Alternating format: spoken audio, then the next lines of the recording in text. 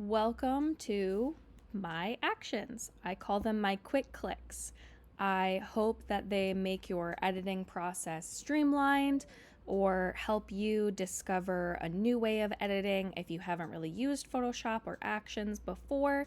I also think these actions are really great for kind of fine-tuning your style. You know, if you want to be more bold, if you want to be light and airy, you want to be dark and moody, you're just not quite sure how to get to where you want to be, I think these actions are great for kind of exploring your editing style as well as Photoshop. So I hope they do something great for you like they've been doing great for me the past year since I made them. And I can't wait to hear what you think of them. So this is just going to be a short tutorial on what I use the actions for, a little bit about them. So we'll just start off. I have this wonderful, gorgeous photo from Bethany.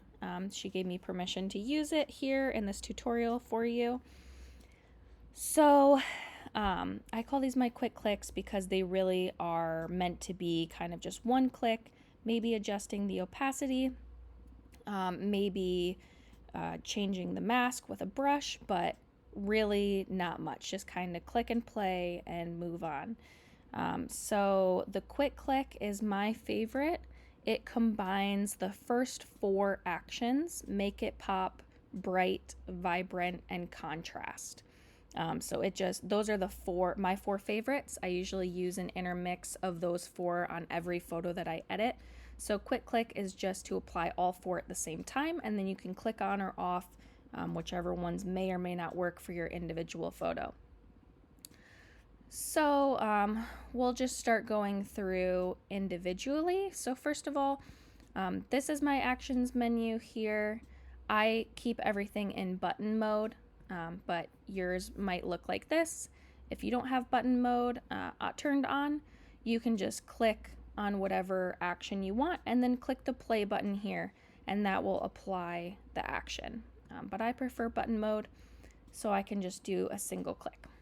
So first is make it pop. Make it pop is just to kind of give your photo that next little extra boost. I find that it makes my images look a lot more dimensional. They come out of Lightroom looking beautiful, but just a little bit more flat than I want. So make it pop just kind of, makes it pop. So I'll show you that one here. So you can see there, it's just a levels tool. Oh, sorry, it's just a curves tool. So that's toggled off and on, so you can see it just adds a little bit of oomph to your picture that can really make it stand out to your clients. So I'll go ahead and delete that so we can see the next one. The next action is bright, and that just brightens up your photo.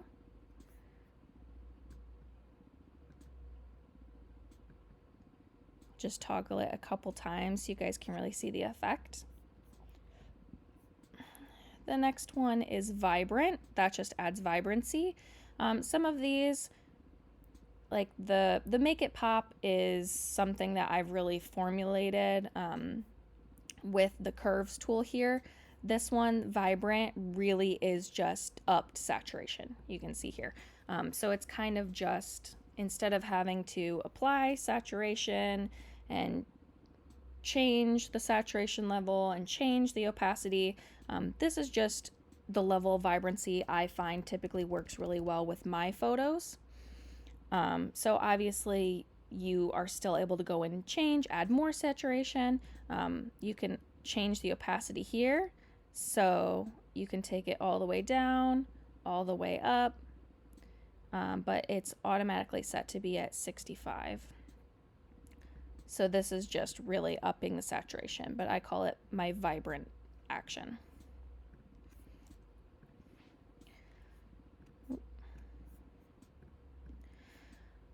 And I'm just deleting them as I go so that it doesn't get cluttered because I have a lot of actions to go through here. Okay, so next is contrast. Like vibrant, that's just adding some contrast to the photo.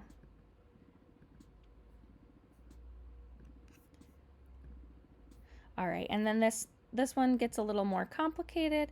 Light and airy. This is if you are editing in Lightroom and you feel like you're just almost there, you're trying to really nail your light and airy style, but you're not really getting there, or maybe you just didn't want to play around with it in Lightroom too much because you know now you have this tool available. You can just click light and airy, and that really just changes the style of the photo. So here you can see it's a little bit moodier is the finished edit out of Lightroom. And once you apply light and airy, it just gives you that extra lift to kind of achieve that style.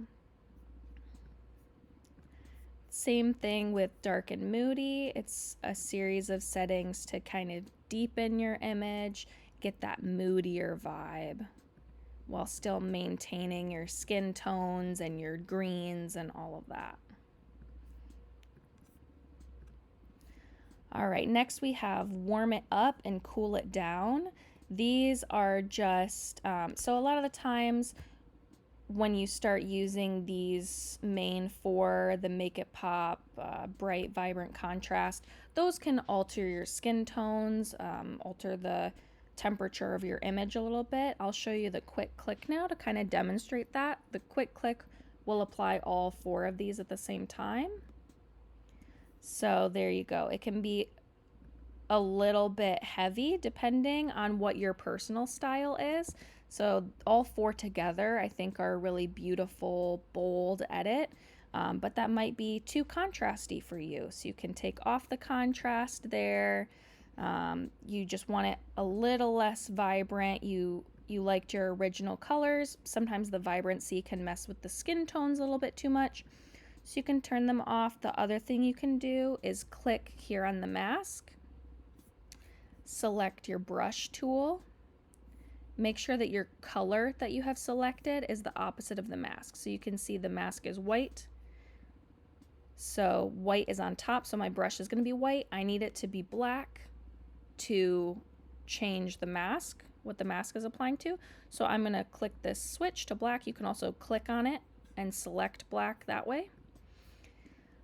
Sorry if you already know this, just for the people who aren't familiar with Photoshop, I really want to go over all the details. So to delete some of the vibrancy, say I just want to brush it off of their skin tones, then you can change the size of your brush up here with this slider. And then you can just brush over their skin tones. Obviously, you can be a lot more precise with it. And now you can see on my mask where exactly I removed that vibrancy. And now when I toggle on and off, you'll see the scenery behind them is changing the saturation, but their skin tones are remaining the same. So you can edit it like that. Where was I? Oh yeah, okay. So you know, the quick click, all four together can be a little bit much, or it can make your image vary a little bit from how you had it looking in Lightroom. Even though you're using these actions to perfect your image, you know, we still like what came out of Lightroom. You still spend a lot of time balancing your temperature and everything. We don't want to ruin any of that. So just a quick way to change your temp here. We have warm it up and cool it down. So this starts as all black, which means that you will not see it applied to the image. So you're going to have to switch to white and then brush it on here. See, so you can brush on that warmth. Just brush it on the whole image so you can see. And then you can use this opacity slider. This is very, very warm. So you can use the opacity slider to bring it all the way down and all the way up. So you can get somewhere in the middle that's just maybe a little bit warmer. So you can see the temperature change we made there, just depending on your style and how warm you might want it. And the other thing is, so this originally starts black, right? If you want to apply it to your entire image so that you don't have to brush it on, if you hit, I'm sorry, this is a Mac shortcut. I'm not totally sure what the Windows is, but if you hit Command I, that will invert the mask and apply it to the whole image. So that way you don't have to spend your time brushing. Google what that command would be for Windows, I guess. I'm so sorry, guys. I really am not familiar with Windows at all if you're working on that platform. But yeah, so that's warm it up. And then let me remove the quick click as well so that you can see how one at a time really applies to the image. So same as warm it up, but opposite. Cool it down. If you want to apply it to the whole image, Command I. You can use your opacity slider to really change how much you're cooling down your image, right? And if you want most of the image cool, but let's say bring up their skin tones, we can brush back on the warmth. You know, just a quick, obviously you want to be a little more detailed than that, but just to show you some of your options. All right. Next we have soften skin. This is another one that you're going to use more like a brush, like you would in Lightroom. So I'm just going to zoom in on their skin here and make sure my brush is on white. And I'm going to make my brush a lot smaller to just work. Let's see, let's do it on her arm here. Okay, just so you can see. So we're gonna brush this on, and this is off, and this is on. So you can see how it really just gave a nice smooth appearance to her skin while still keeping some of that natural texture. So it's not you know, crazy, unrealistic looking. But, you know, if you're going for a painterly vibe, if you want super, super smooth skin, you can always up that opacity and it'll really make that skin super creamy. Obviously, the higher up you go with the opacity, the more detailed you're going to need to be. As you can kind of see, my brush bled over here and her dress started to getting the smooth skin action, which is taking some of the detail out of her lace there. So just be careful with how you're applying your brush when you're doing that. All right, next we have sharpen edges. Sharpen edges is actually, there's not really a great place in this photo to show you guys, but it's for, you know, that photo that maybe your aperture was just a little off, you know, you're one of the people is just slightly out of focus, or you know, it's just not quite as tack sharp as you want it to be. So sharpen edges is, I use it a lot to kind of save photos that are just looking a little bit soft. So personally, I wouldn't use it on this photo typically, but I'll just show you on this photo for the sake of it. Just make my brush a little bigger. All right, and then click over that. And you see how much crispier this got. I think with photos that are already this crisp and this beautiful, it just kind of brings out a little too much detail. You start getting too much texture in the skin, and you can combat that obviously, but it's not what I would use it for. It's definitely more of saving a soft photo rather than adding sharpness to an already sharp photo. But of course, you know, you can play with that opacity again if you just want it to be a little bit sharper, right? So here's toggled off and on. So you can see it really just added detail into their faces. And that's where I primarily use it, is just to draw attention to the face of the subject. Here's further away, toggled off, toggled on. So if you're someone who likes a really, really tack sharp photo and you just feel like the quality of your lens isn't getting you the sharpness that you want, sharpen edges can be really fun to play with. And like I said, if you have a photo that needs saving, sometimes this can really do it for you. Yeah, so that is all of my Photoshop actions. I hope that you really liked them. They're really fun to play with, to kind of make them interact with each other, like how I have the quick click, which is these 4 together.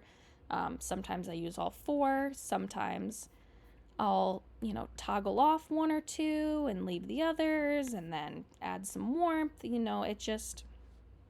It's totally what editing style you're going for and how you want to play with it. But I'm so excited to hear about if you like them, if they work for you. And yeah, let me know. I hope you enjoy. Bye.